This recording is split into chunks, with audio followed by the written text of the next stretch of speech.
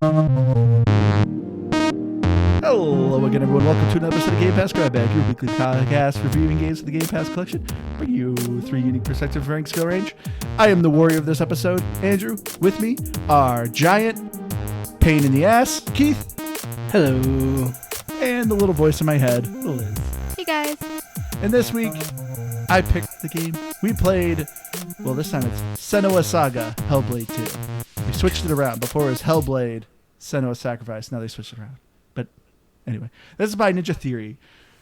Hellblade 2 is a narrative-driven third-person game where you are playing, continuing Senua's story, where, you know, after the first game, I don't want to spoil too much, but it does do a recap, but you are essentially continuing the journey, and you're trying to avenge the love of your life from the first game. But real quick, this episode is sponsored by our new sponsor, Magic Mind. So we'll get into that. But going around, Liz, I really want to know from you, Liz. You did not like the first one. You gave the first one a pass, if I remember. So did Hellblade 2... Yeah. Oh, man, I meant to look up our scores for the first one. I don't know what I gave it. That bothers me. But tell us, Liz, was this any different? Did this change your mind? Yeah, I went into it thinking, like, this is going to be one of those, you know, like, oh, I think it's like a fantastic game, just not for me. But then I ended up liking it. And I was really surprised. I thought it was more accessible. And there's so many little things that, like, my preferences. It's like they were like, what does Liz want? And they changed everything to my liking. No, but in all seriousness, I do think that there's so many things, like even like graphically, storyline wise, that I like more. And so for me, it's a game, and I definitely like this one more. So, I mean, I originally was going to say this is a definite game, especially if you like the first one. I thought my original saying was if you didn't like the first one, this one probably wouldn't change your mind. But Liz here, I guess, you know, it changed her mind. Because I said over and over again, I didn't want to play this. I was like, can't you get somebody else to do it? But I was like, come on, Liz, this game is pretty short. It's like 6 hours long. I was like, you could do this. And yeah, but yeah, for me, I really, really liked Hellblade 2. So what this game is not, this is the big kicker of whether or not you're going to like this game. If you haven't played the first one, well, first of all, you should play the first one. But this is not an action game. This isn't like hyper like combat. Honestly, for the most part, this is kind of a walking simulator. It's telling a very cinematic story, which I always hate when people say that line of like, oh, we're blending the line between movie and video games. Like Hideo Kojima just came out and announced that he's making a new game with Jordan Peele. And that was the phrase they kept saying of like, oh, we're blurring the line. This game, I think, actually legitimately blurs the line between like a movie and a game. I really enjoyed my time with Hellblade 2. This is a definite game. Well, I mean, you started out your review with saying that you didn't think this would change anyone's mind, and I would have agreed with you. But again, Liz, I think I don't know. I think what's interesting was what Liz said she likes more about this one is I think what I like maybe just a little less about the second one versus the first one. Now, that said, I think that overall I would say that Hellblade 2 is a definite game. I think you should go back and play the first one if you're still available, or get it and play it and then play the second one, because it really is just a continuation and does largely the same things. But I think that, you know, as far as the overall experience or gameplay, some of the puzzles weren't quite as good as they were in the first one. I don't think it had some of the same tense moments that the first one had, but otherwise, fantastic. Definite game overall. So getting to the story of Hellblade 2, I'm going to try to be vague here. Obviously, we try to avoid spoilers as best we can. So if you did not play Hellblade 1, technically you don't have to play it, because this Hellblade 2 does something fantastic that more games need to do, and it has a recap. I don't understand why sequel games don't do recaps. Like, the last one I could think of was Psychonauts 2 when we played that. But I mean, that made sense because it was like a 15-year between the two games. But this one has, I mean, Hellblade, the first one I think is like 7 years ago. I was going to say 2017, I thought. Yeah, but this is a fantastic recap. So if you didn't play the first one, you could just watch this recap. It helped me. Yeah. I don't have a good memory, so I actually kind of needed it. And the first story too is a little bit vague. Some of it's kind of like open up to interpretation. But it's weird that games just don't do recaps. But yeah, so it does it. And so, yeah, you don't need to play the first one, but there will be some context that you're not quite getting and understanding. I think you can still play Hellblade 2 and enjoy the story for what it is. You'll just miss some of the context. But yeah, like her relationship with her father was talked about a lot about in the first one. Yeah, in this one too, but but they I feel like it's kind of a blink and you miss like the important significance of the father and the mother. In the first one, obviously, it does way more information about them. But yeah, as far as the story goes, as I said, this is continuing the story of Senua's saga. And, she purposely gets captured to be traded with the Northmen who originally came and raided her village and destroyed everyone. So she's basically trying to sneak in, infiltrate the Northland, and trying to stop the slave trade so there's no more blood that's being spilled and that she can kind of free the people.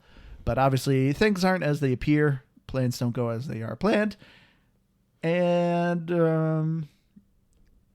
there's giants. Okay, that's in the trailer, so I can reveal that snippet.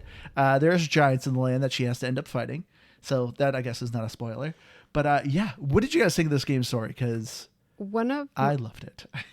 One of my favorite things with this game is that you end up kind of traveling with other people. And there's way more NPCs in this game than there was in the first. Yeah, I thought the characters were really interesting. I predicted something at the end, which I won't say. But she also... you predicted that?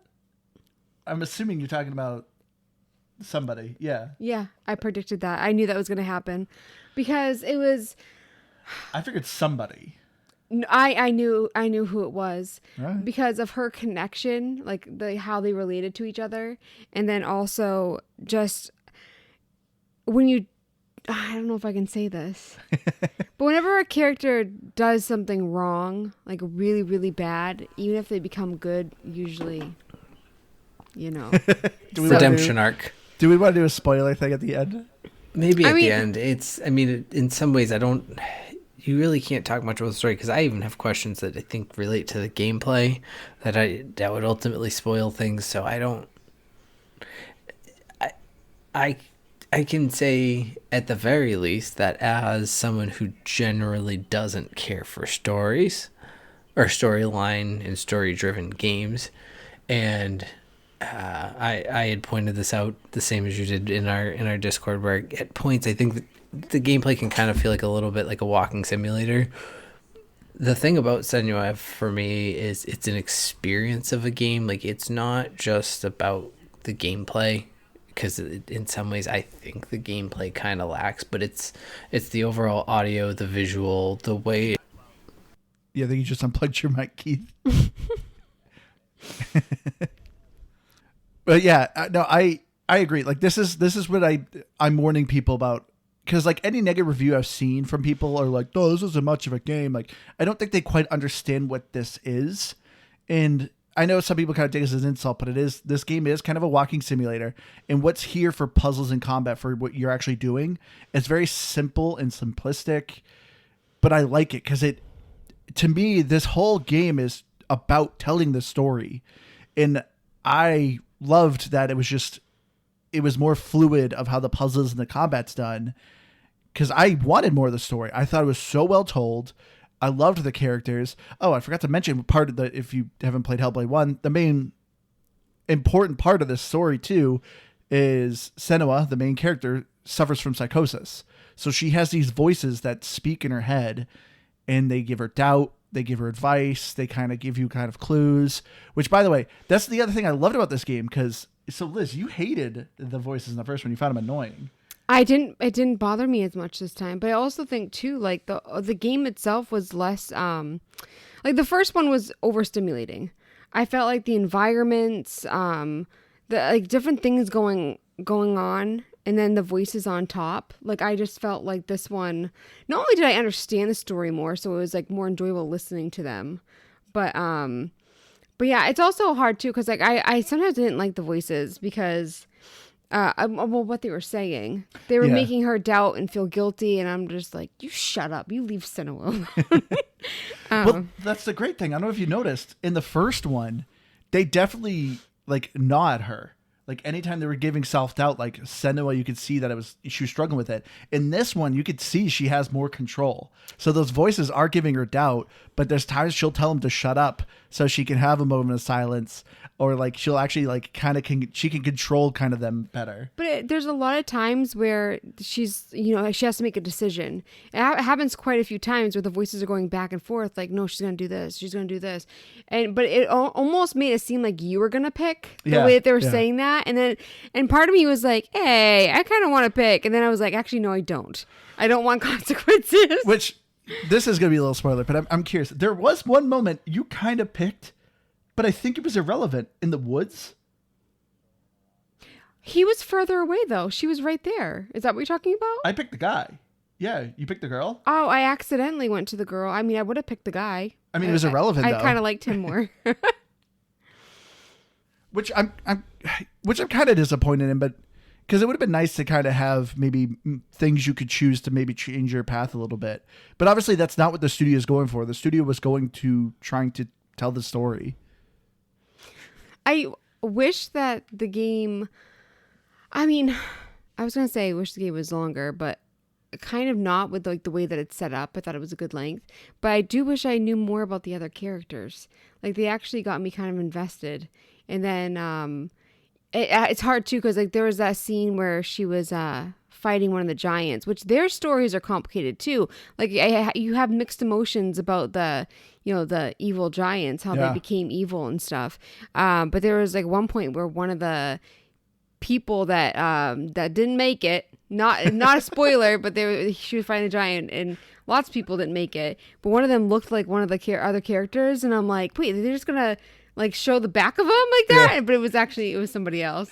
But I was a little nervous. But yeah, even those stories, I feel like I used to see things as very like black and white, and now I don't. I almost don't like that. I'm like, I feel bad for like the evil people or people who do evil things. Well, that's what is so good about the storytelling, because I love almost kind of the twist at the end of explaining of like how Senua is developing as a character, and she's reflecting on these people that she met and like understanding why the choices that they made and why they did it. It was all about like protecting people and the people that you love and what she would do if she was in their kind of situation. Yeah. And I loved that idea. Like this story I thought was so much better than the first one, because the first one, well, all right, I have a little bit mixed feelings. So in the first one, it was very kind of vague. She's very much by herself. So majority of the game, even still now, I can't tell if the first one actually happened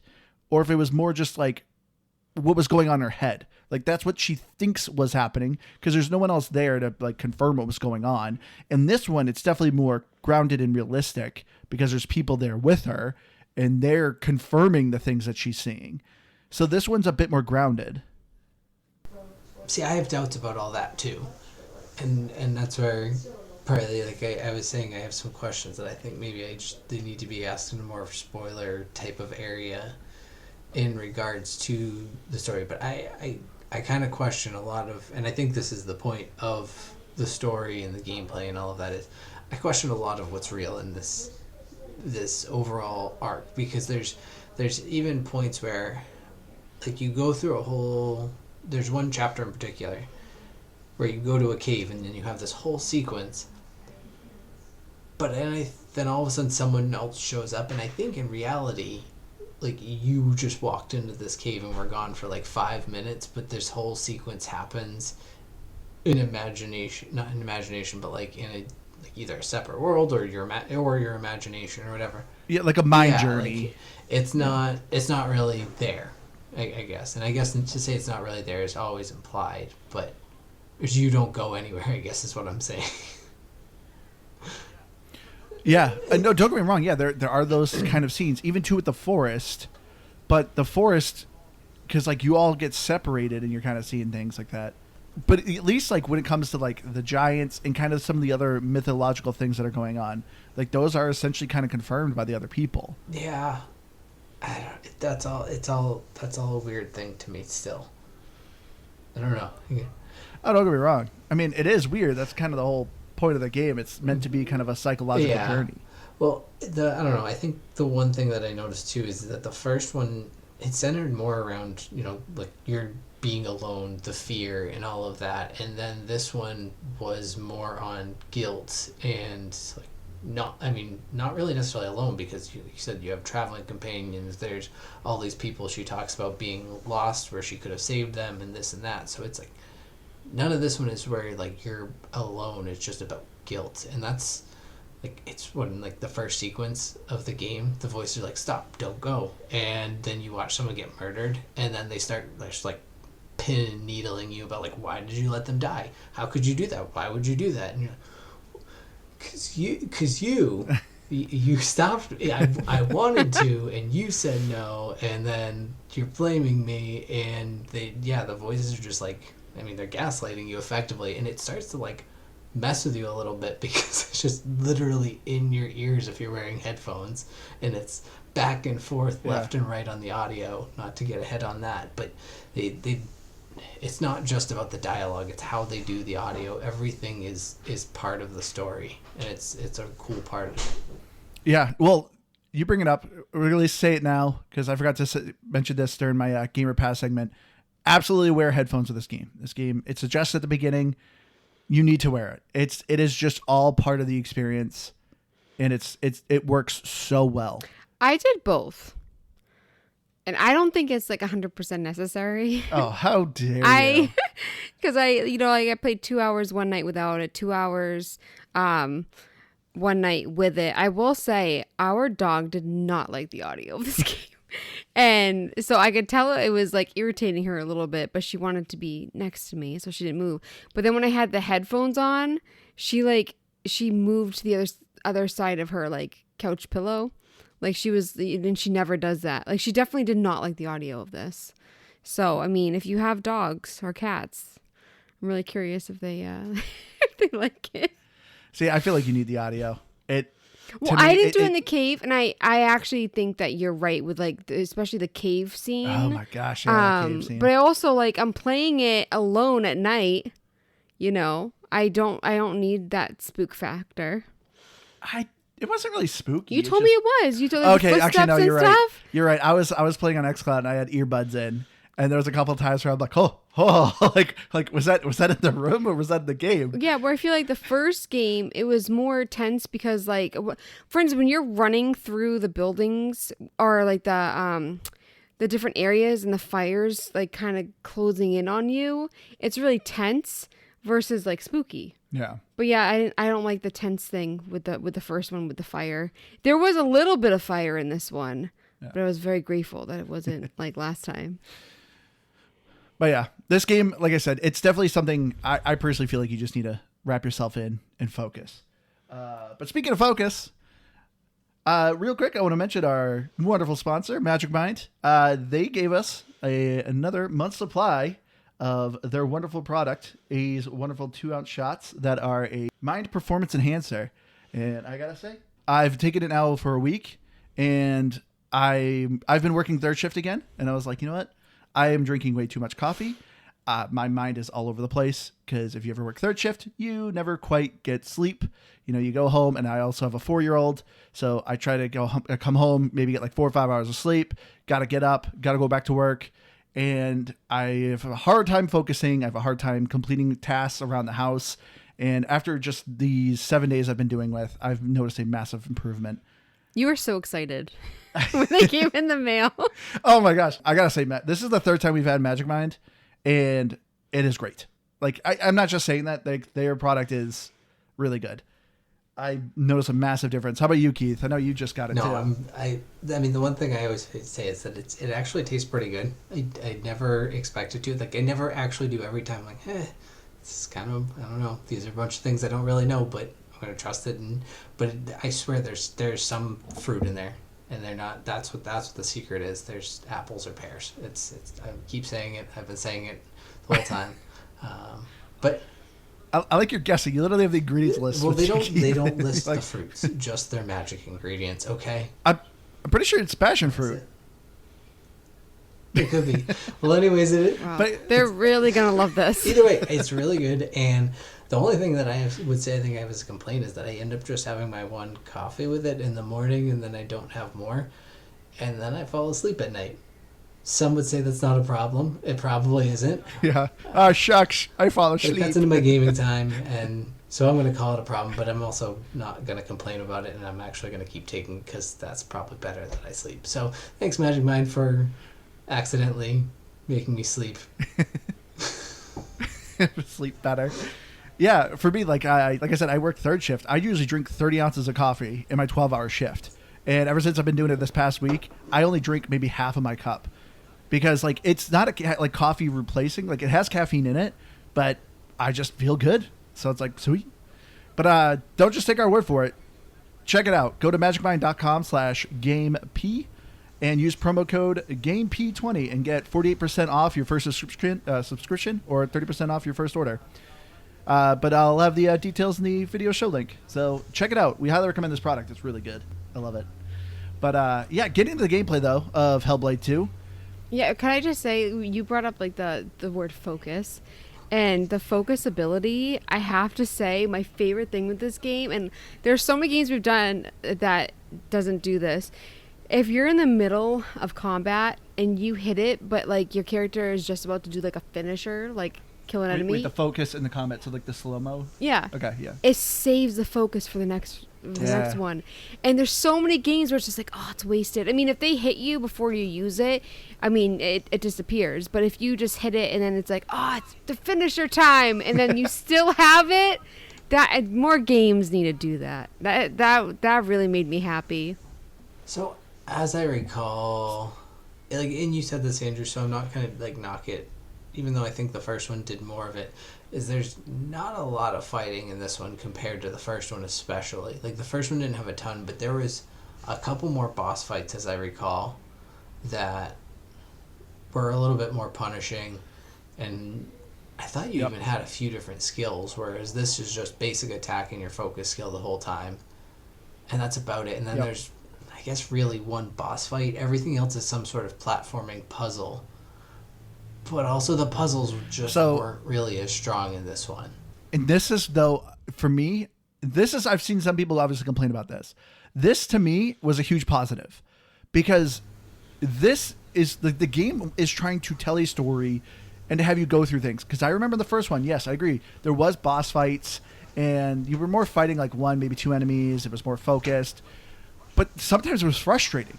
So the combat, even in the first one, they have it in this one as well. The difficulty is default set to adaptive.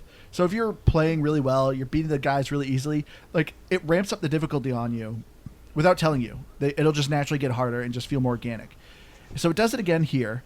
But yeah, it's not hard at all, which to me is good. Like, I remember being frustrated in the first one where I'm doing well, I'm enjoying the story, then I get a guy and he just smokes me. And it's like, now I got to wait for a loading screen, do it again. He beat me again. And it's like, oh, okay, let's do this again. And same with the puzzles. Sometimes the puzzles, so in the first one, there was only like one type of puzzle. And it was a find the hidden image. Like, this is your symbol. Go find it in the world. And you'd have to find it in the debris somewhere. They have those a couple times in this one, but it's just easier and just more organic. And once again, that's what I like. The game is just always flowing. I never felt frustrated when I died because there's another segment. I mean, I was going to let you guys talk, but I loved this. There's a couple kind of boss fights. When you fight the giants, you kind of go in their mental scape.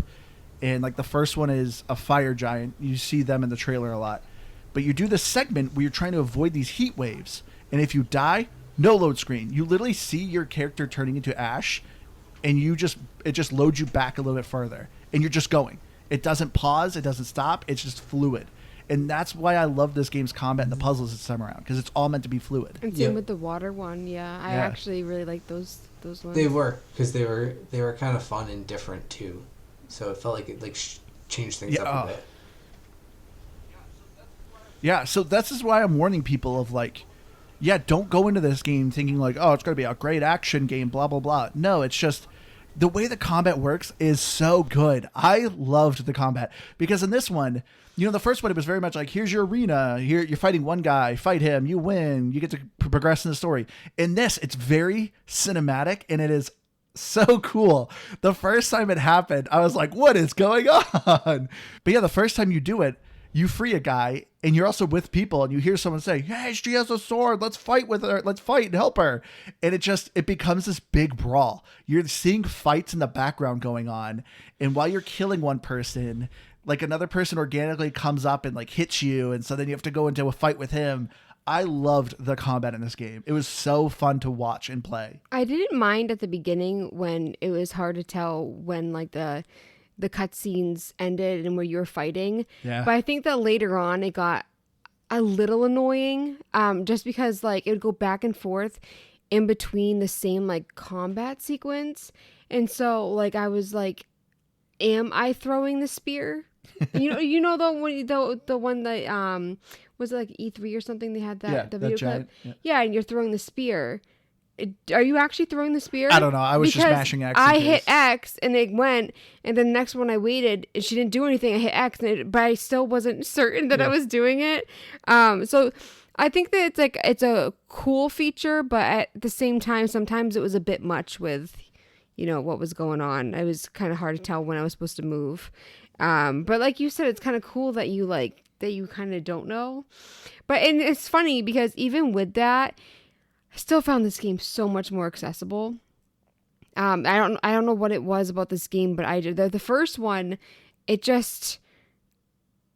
think it was like everything, like the puzzles, the combat, everything just seemed harder. Like maybe I was doing something wrong. And this, like, it's very clear like where you're going. I even like the markings on like the stones and stuff, but also just like was the first one like not as linear, if I remember correctly. The first one, was a little more open. Yeah, where this one, I like a linear game. This one, I felt like I knew what I was doing. And sometimes you go off the beaten path, you find those trees and then those like little tower things that have a story. I have mixed feelings about those. So if you played the first one, you may remember that there was the stones and you would focus on them and your old mentor is telling you a story. The first game, it was talking about Sigismund. If you know Norse mythology, it tells you kind of the whole story with Sigismund and like his son and how they turned into wolves and how they had like free their people. In this one, it was I didn't collect them all yet. I'm kind of confused as to who the story is, but this is what always kind of irritates me of like, I like and hate these collectibles that you have in this game because a lot of times, the game's linear. You're following a path. People are talking. I want to focus. I want to walk with them, listen to this story, but then I'm noticing trails and paths and I'm like, well, I guess I got to go walk down these things because I don't want to miss a collectible. So then I'm walking off and then my companions are standing there like looking at me like I'm a weirdo as I'm looking over things. This time around, they added hidden faces. So in the first one, they had them a little bit, but it was more like narrative, like your mother talking to you. In this one, they're kind of a hidden puzzle where a human's face will be in the wall and you got to focus on it and it opens up a path. Really cool transition. But then it tells you another story about like Midgard and like some of the creatures in it. But yeah, I'm very torn. I enjoyed looking for the collectibles and doing the hidden faces, but I also felt like it was taking me away from the story and the environment because I had to walk around and look for things. Yeah, it almost like, I mean, the game doesn't really have loot, but I still felt like I almost should be looking for loot because of those things. But I like the first one. This is the type of game that I love having a walkthrough up during some segments and stuff, especially like in the case. No, it's I want to fun because experience it's like I'm playing with someone. Oh my gosh, Liz. And you I love be it. playing But with someone. You should be experiencing a story. no, I'm talking like with like when you're like walking around the cave. I'm not talking about like watching the cutscenes on the phone. I'm not saying like when you're traveling, it's fun to have someone to travel with. Now I don't remember my thought because I had to defend myself. The faces. But yeah, there was one time that I was watching like a walkthrough and I'm like walking along and I'm just like do do do do do and I see them stop at one of the faces. I'm like, oh yeah, I forgot I was supposed to be looking for those. So I kind of like gave up looking for them. Same with the other thing too, because I'm like, well, I forgot that those were a thing. Well, so there's a lot for what they cram into the game, and I think that's my biggest issue with it is that there's one of the like little tower collectibles on the first level, and then Yeah. there's none on the last level. So that means, and there's 35 of them total. So there's 34 that are jam packed into 4, not short, but concise chapters. To the point where it's like, it took away from what you were saying, Andrew, felt like a very fluid overall experience. Like I think that, well, you had mentioned, Liz, that the combat felt more accessible, and Andrew had said it too, is that I don't think at any point you fight more than one enemy at a time versus the other one you fought, I think 2, sometimes even 3 in the first one. So having just that one-on-one every time for a fight changed the experience from the fighting. And I don't even mind, like I noticed it, but I didn't mind that. My biggest gripe was the puzzles. Is like in the first one you had, those little like the bird towers you would walk through and the world would change and shift, and those were really cool puzzles. The closest that the second one had here was those little like glowing orbs that you would focus on and it would shift the world upside down, but largely you could see the path as you were looking through it, and it was just kind of like a hit this, walk, hit it again, and then, oh, I can't see that one, so now look, there's another one over here. Everything was just very step by step, whereas in the first one you had to like backtrack around and find the right one to complete the puzzle.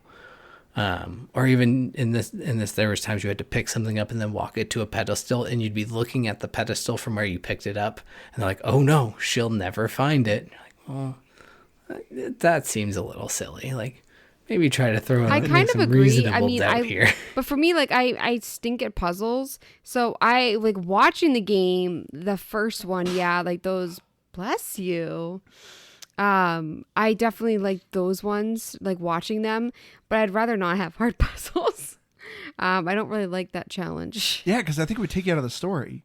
That's why I loved like Yeah, the first difficulty of this one, the game. story was it's harder to get, and so Yeah. stopping it made sense. But this one, yeah, I see that point too. Yeah, and again, it's a minor gripe, but it's not like, oh my god, this game isn't worth playing. It's just comparatively, I preferred the puzzles in the first Senua. Yeah, and that's what I can kind of understand of like some people's gripes. Says, like when it came to the first one, I remember people being like, "Oh, we want the combat improved," and they said, "Oh, the combat will be improved." I think people were expecting more just to this to be more of an evolution of a game, like into another type of like more game mechanics. When I feel like it actually went the opposite way, and they made it more cinematic than actual gameplay. But I don't fault it for that. I just, like, I think that's where it's just, depending on what people's expectations are for this game is kind of how their review of it is. And for me, I like that they went more cinematic than they went, instead of going more gameplay. And I think that's really my biggest issue with Yeah. the amount of collectibles at the end of the day. Because while you can go back and chapter select, and it tells you how many are in that chapter, there's sub-chapters, and they don't tell you how it's broken out into sub-chapter. And if they did that, at least I wouldn't mind, because it does have a really cool feature, which is how Yes. Did you start narration that? by other characters in the game. I didn't. I just did it did, for but the I didn't actually achievement. experience any of them. I 'cause started didn't go it. too I far would. in. I mean, I wanted to hear it too. I just didn't go to a level that had a narrator, which I should have done, because I was really curious to see what they would do. And honestly, I mean, it's like 6 to 8 hours. It's not something you couldn't replay, especially where I really actually the want to mini play this game puzzles again even. with the different narrators. So there's 2 different sets. The first one you get for beating the game, and you hear your NPCs, your companions, are the narrators. And so I just started a new game with it. And so when you're playing the game, you'll kind of hear like a matronly voice as the narrator, which is supposed to be your mother. No, it's supposed to be I your always mother. thought it for the was first you. one. Oh, But this time okay. around, though, so starting the game off, you're getting the voice of the slave trader. He starts off the game and explaining, and he's like, and he even gives like, so this is obviously why you have to unlock it by beating the game, because he kind of gives spoilers as to what happens, and he's explaining his thought process as the slave trader there at the beginning of the game and why he's Oh. doing it. And it's like, this is really cool. So as you're playing, you're meeting the other NPCs. They're essentially telling you their perspective, their motivations, and why they're doing the things that they're doing. Really, really good idea. See, I want to hear all that, but Yeah. I don't want to play the game again. See, when I said it, See, that I could see be worth being looking up for like YouTube and stuff like that. Like maybe you don't want to replay the whole game, but you want to see it. Oh, I will say though, there's no skipping cutscenes, which is understandable. There is? Yes, there is. You have to pause the game, I realized, because I paused it for some reason. I think I was trying to look at achievements, and there's an option to skip cinematic, but it has to be like a full-on cinematic. After... If it's one of those like in-between... Well, it's kind of hard to tell what's a cinematic and not. That's what I love. This game truly blends. There's some pretty dedicated scenes. You know, one thing actually I will say, and I don't think we talked about, is the pacing of it. And this is something I really, really appreciated, because it has the first probably 3 of 6 chapters lead up to you fighting the first giant. And then the very next chapter, instead of doing all of that lead up, it does 75% of the legwork of all that legwork. And then it's like, hey, all right, do this one thing to find out the thing you need to find out. And then the final one's just like, there you go. And then the very last one, it's like... Exactly. Like but it doesn't do it in a way that feels rushed either, though. It felt like it was just it made sense to be like, okay, you don't have to go through the whole cave sequence of finding out how you need to find it. Like it was such a good flow to the story and gameplay. I disagree with the final very chapter. Same time. To me, I wish there was more of the final chapter. I wanted to know a little bit more. To me, that was very much just like, there you go. Game's over. Yeah. This is why I think there's going to be a third one. Third one's been confirmed. Yeah, and it got greenlit already. Is it? Yeah. Is there officially a third? Oh, okay. I know. Kel mentioned in our Discord that they had a new project greenlit, but I didn't know it was for this. Well, I think it's 2 different ones. I think they have a different project, but they did say there's a third, and it did say it's in production. Okay, and that totally checks out. So, but I felt like this one was so different from the other one that I'm like, what? It could just be completely different again. Where it's just like, I kind of hope that the side characters are in the third one. You think it's that much different of a game? I do, and maybe I'm just not remembering it well enough because, you know, like I don't have a good memory. But I mean, I feel like even like the vibe of the game, like I felt like the first one was just so like red, like not even just fire, but it was just so like not samey, but kind of samey with the environments. And the first one was more black. Yeah, like black and red and white. Yeah. And like I just felt like the whole vibe of it was different. Where this one, like the environments when you're walking around, the different areas that you're going to that look so different and stuff. Like I feel like even like little things like that, it was just, I don't know. It felt like honestly like a completely different game to me. I will say I think the gore was different. This one. No, sorry, finish your thought. I felt like the gore was even different. And in this one, which I don't like gore. Like, I don't need to see somebody, like a giant eating a person. Or, I mean, there's lots of different, like, icky things. But, yeah, I actually think I was more, like, grossed out with this one. If I remember correctly. You make a good point with the gore. The gore is really weird in this game. So it first starts off of like a shipwreck. You see some people drowning. It's not too bad. But like literally right after that, you go to a village and it is like 10 out of 10 gruesome, gory, dismembered bodies. You're seeing somebody's head getting eaten from like another person. You hear of like an echo of a mother killing her baby.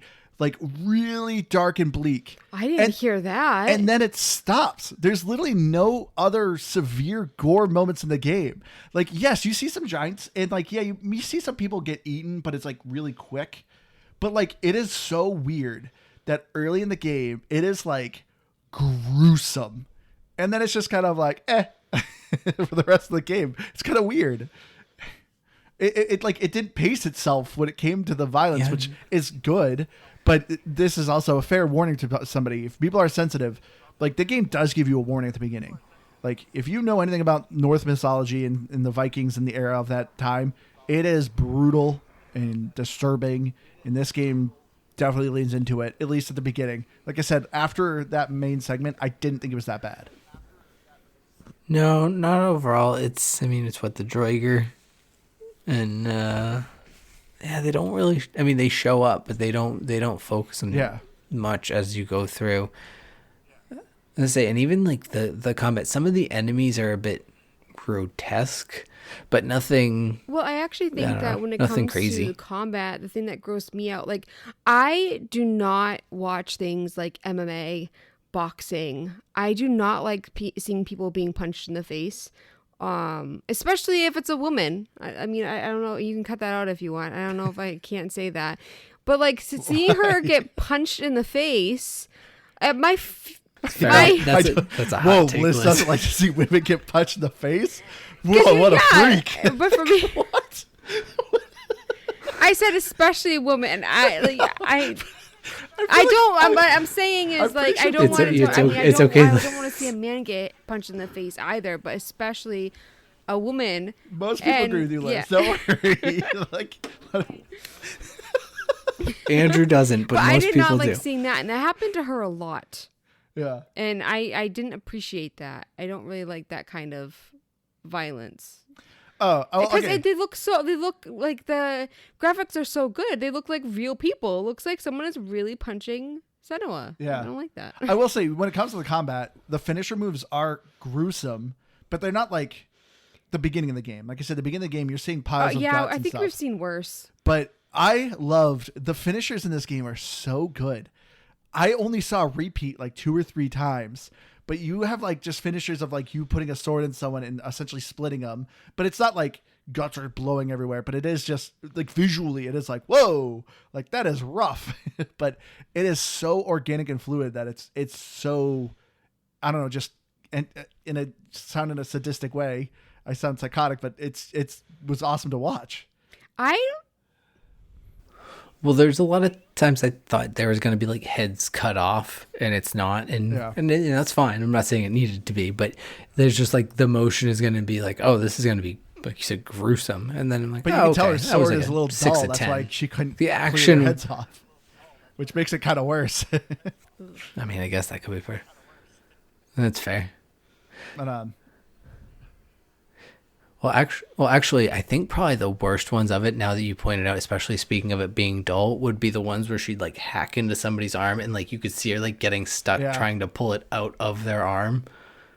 And that's kind of gross. It's so quick because that's what I love about this combat, because it's like so fast and fluid. Of like I said, when you kill somebody, it just instantly throws into the next guy, and just that motion of just you doing this gruesome finisher, and then some other guy's like, I think I could take you on, as you just massacred his buddy. There's only one enemy type I hated, and I'm curious if it was the same if you had one. Yeah. Liz. So as Liz said, you have like an instant finisher move. It was the flamethrower guys. Yep. I always saved a finisher as soon as I saw a flamethrower guy. I'm like, nope, not dealing with him.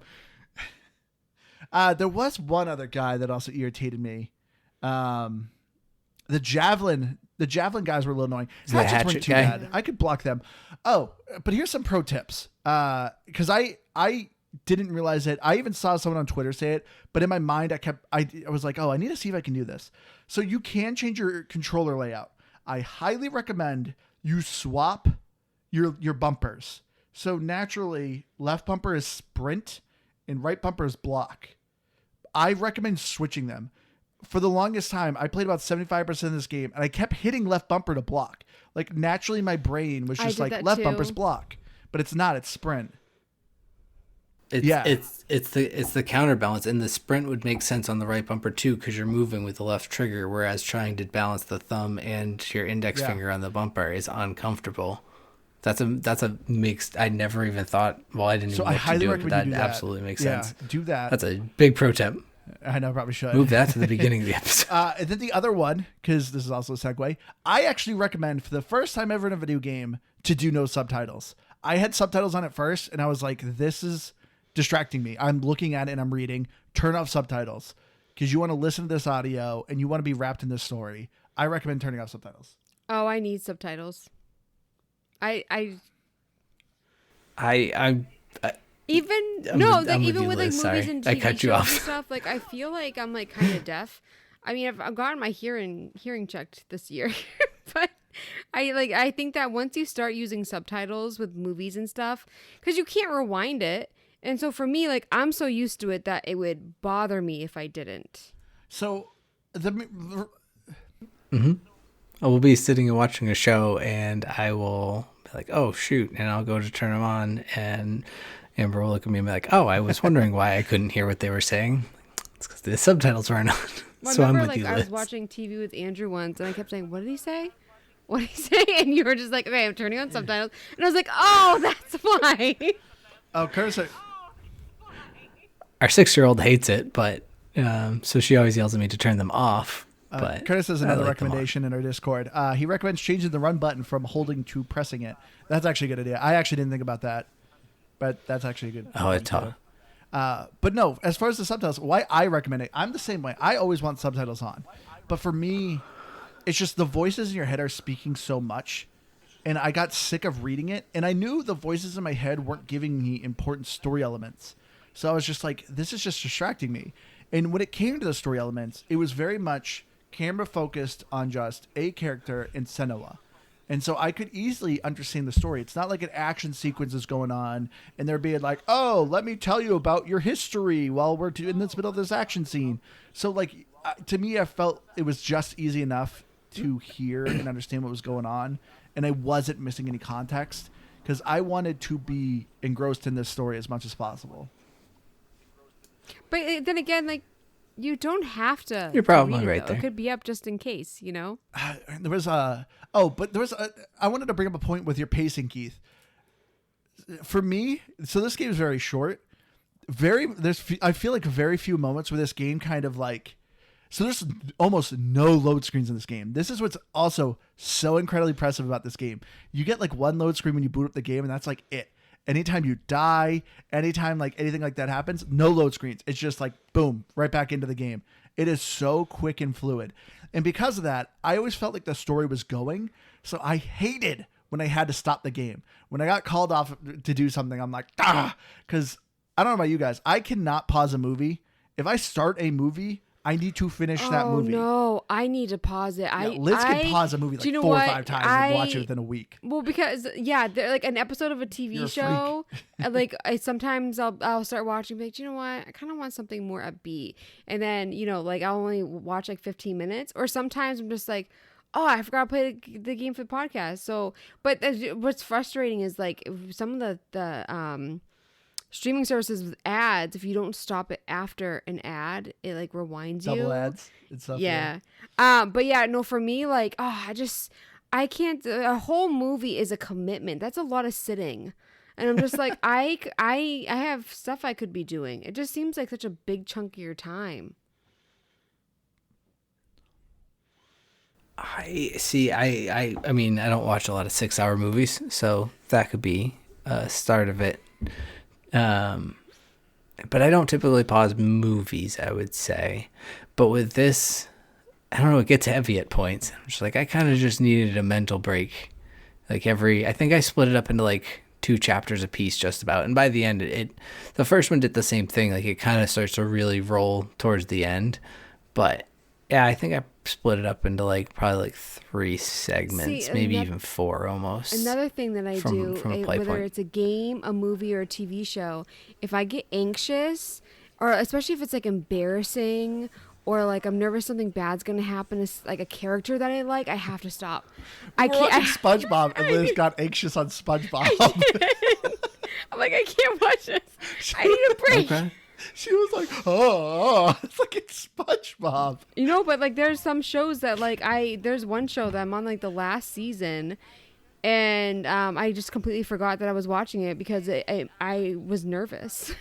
And then I was like, I'll go back to it another time. Because when you boot it back up, you're not nervous anymore. But then you remember that you're nervous. And so, yeah, that happens a lot. And then if you pick it up too much later, you don't have the same yeah. investment to really make the sacrifice of the nervousness worth it because you're like, well, I don't care yeah. about these characters anymore. So this is why you just got to pull I'm the such a Band-Aid off quitter and do it sometimes. with Liz. like, you know, it's like I don't mind not finishing a movie or a TV show or a book or a game if I'm not feeling it anymore. Or like I said, if I forget that I, you know, was liking it, but I was just nervous. See, if I'm watching a movie, I can't pause it. I got to finish it. Yeah, but you get hyper focused on when, like, if for instance, SpongeBob, you would think that like someone who has Andrew's seen SpongeBob before, you would think that if you walked in the room and you needed to talk to him about something, he would be able to shift his attention. He can't. You didn't grow up on SpongeBob. You don't know what you're missing. No, but You do not when it comes to like turn you away. watching something, same with like if you're scrolling on your phone, like you can't focus on that and something else. I mean, if you know SpongeBob episode Band Geek comes on, you know you better be watching that. That is a great I episode. still haven't watched a single episode of SpongeBob, and you have it on like every day. I'm gonna replay Band Geek for you. It is like known to be the best episode. I will watch it. One episode. We're actually watching it because our 4-year-old daughter actually really likes it. She loves Plankton for whatever reason. She never knows his name. She always calls him the bad guy from SpongeBob. She always but she's likes been the drawing bad pictures guys. of him. I know. But anyway, back to the game though. Graphics. This game is stunning. Absolutely stunning. I have never. So many games offer a photo mode. I can tell you how many times I've used photo mode in other games. 0. In this game, I was popping it up all the time because it is so gorgeous. So how what good is this game it? is. You take a picture? Yeah. It pauses the game, and you can move the camera to different angles. So if there's a scene of like Senua fighting, you could pause the game and move the camera to a different angle. You can change the filters, the lighting, focus on a different aspect of it. It's literally like a studio mode. And I didn't realize it, but there's a dedicated button. If you press up on the D-pad, instantly puts you in photo mode. But this game is so gorgeous. We had a handful of people in our Discord like sharing photos, and these photos are so good. Like you do not need to be any sort of master photographer. Literally, just at any time, just pause the game, take a screenshot, and it looks great. I mean, I was gonna say Yeah. I always lack the creativity, but I guess you're saying I'm wrong. So I don't know.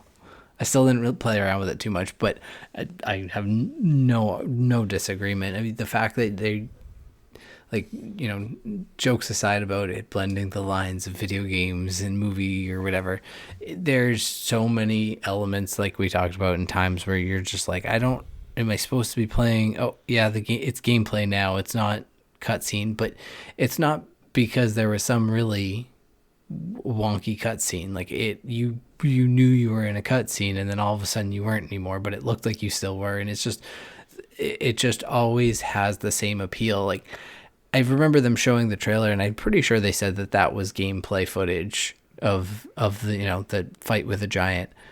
And I completely forgot about it until that fight started, and then I forgot that I got to And that's what I actually that's the experience thing. it and So not many just watch developers it. say that, And we're it's like, so "Oh, this is cool. really good footage," and it's like, no, it's not. Like this is obviously dolled up a little bit for E3 or whatever, and it's just to look extra pretty. But then when you actually get the game, it's like, yeah, the cutscene, yeah, you're playing that, but did not look as good as this. So many developers have done that. Developers have been sued because of it, but this one is 100% legit. Like this is what you're doing. This is the actual gameplay. Yeah, I was a little nervous because like the cutscene that they had during the E3 or whatever it was for this, Yeah. with the running scene with the giant. I was nervous to play that because, like I said earlier, I'm like I was nervous I'd have to throw the spears and like actually like hit correctly and stuff, or maybe have to restart. And so, but yeah, watching it back then and then now, it's like it's just as exciting to watch, even though I knew it was there, it was coming up. Yeah. But the graphics too, though, you brought it up earlier, Liz. The like color palette difference between these games are vastly different. The first one, you know, you're going through hell, and so it's very dark and bleak. This one, you have like this land is both terrifying and beautiful. It was weird. I don't know if you guys felt this, but like looking out, it like the mountains, the scenery, the greenery, like there's a good amount of greenery, but this place seems so inhospitable because like every rock is super craggy. Like it looks like if you trip, you would just die. Like the ground is just so rough looking, but the land is so beautiful, but so unwelcoming. It was such a weird feeling, but I loved just the segments of you just walking, talking with your companions, and I love just looking at the scenery. It was so good looking. The only thing that sucks, sorry, you were about to say something. I will say the only thing that sucks about the graphics is the water. The water did not look that good. There was parts where I felt like it did. Like I don't know, there was a river running alongside at one point, and I thought that was pretty good. But I guess overall it was kind of maybe the biggest lacking. But yeah, I don't know. I thought it was like, I assumed like Iceland, Greenland, something like that. I mean, it's Norse, so I guess it could be more like Norway. Yeah, I wasn't sure Sweden either. and all that. I don't know, but either way, I mean, I agree with you. They make it look both beautiful and uninviting all at the same time. And I didn't hate all the teeth.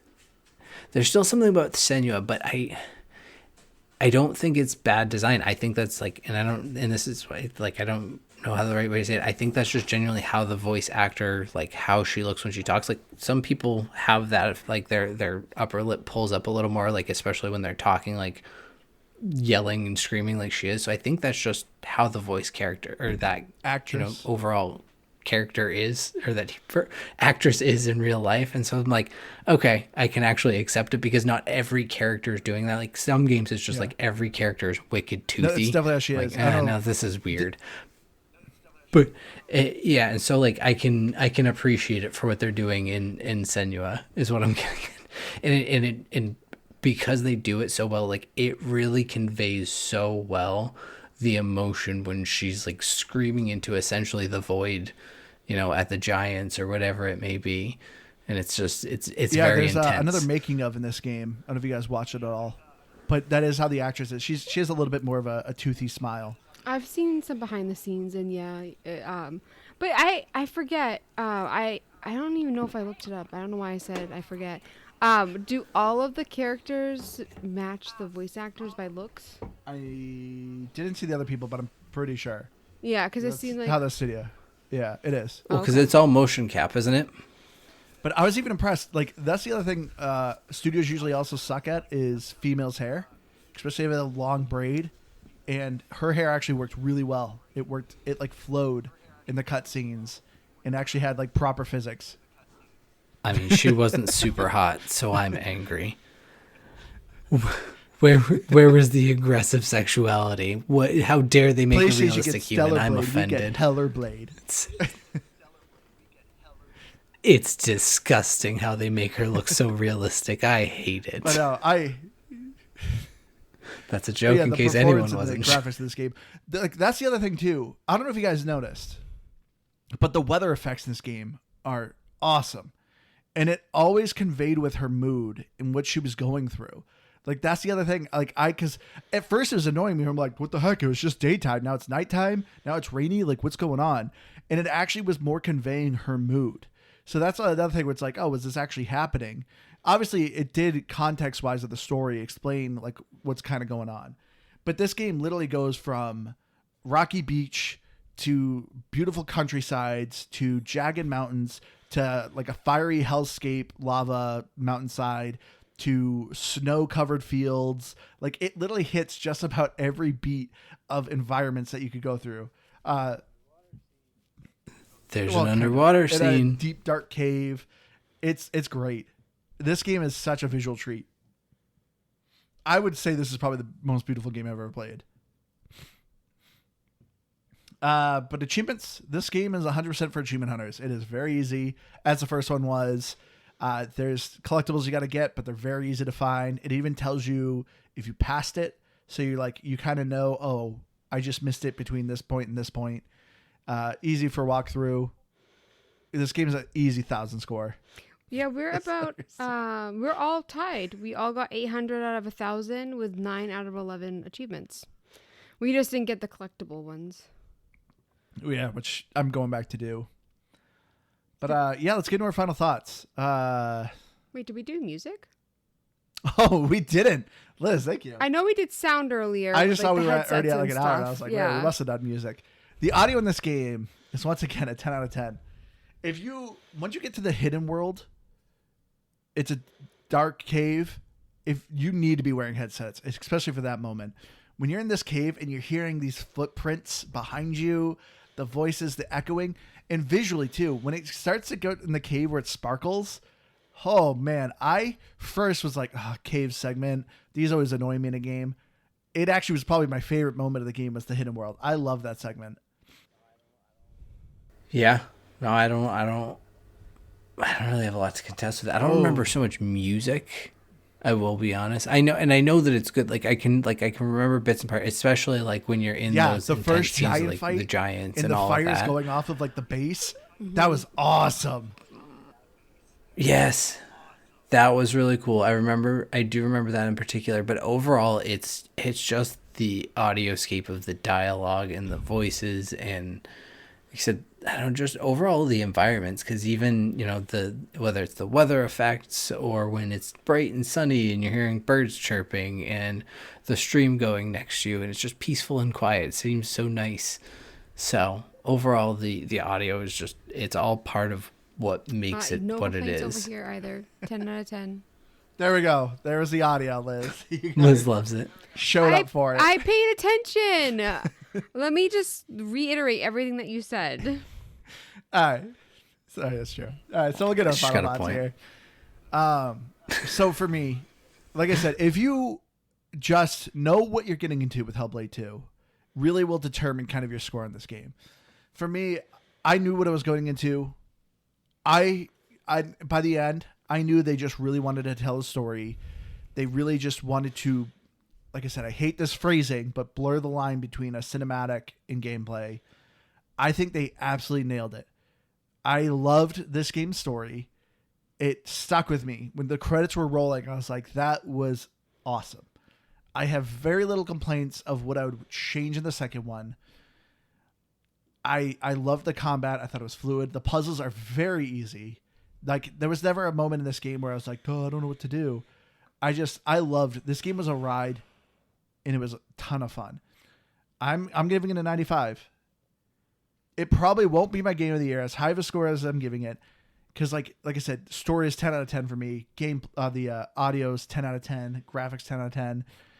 It's just like, I don't think I'd give it my game of the year because it's not much of a game. It's more of a cinematic experience, but it is so worth your time. So when we played the first Hellblade, I kind of thought I knew what I was getting myself into, and I, like Liz in this one, thought I largely wasn't going to enjoy it, and I was very surprised. So I knew what I was getting myself into with Hellblade 2, but at the same time, I think that was, for me, not what took away from it, but some of the things that I went, oh, I kind of want some of Hellblade 1 back here. That said, I don't think it was any detriment to the game, and I think that, like you said, Andrew, it really just always felt like it was flowing. I think the largest gripe about it is the large number of collectibles for such a short period of time crammed together, because it made the game a little less flowing when I feel like I'm trying to stop and look for all these things when I really just want to be engaged with continuing the story onward. There's very few games that we play that I go, oh, good, a new cutscene, and I'm actually interested to find out what's going to happen. I enjoy the visual, the audio, the dialogue, the story. All of the things are interesting to me. So when we come across one of those games, it's always going to be a little bit special, I would say. So yeah, I think I would recommend playing the first one just because I think the actual added play of it is such a nice, like, overall combo. Even though you have the recap is just kind of a nice thing to have. But if you don't play it, or you can't play it and you just want to play this one, don't skip on it. It's such a good time and well worth it. So I think I'd go with a 93. 94. Thanks. I was going to give it 93, but I liked it more than Keith. No, just go with your score. So we're 93, 94, Did you? 95. Because How did you know? I feel like you... How do you? because you were Give it saying a like, 96. oh, I missed this from Hellblade 1, and Give it a 94.5.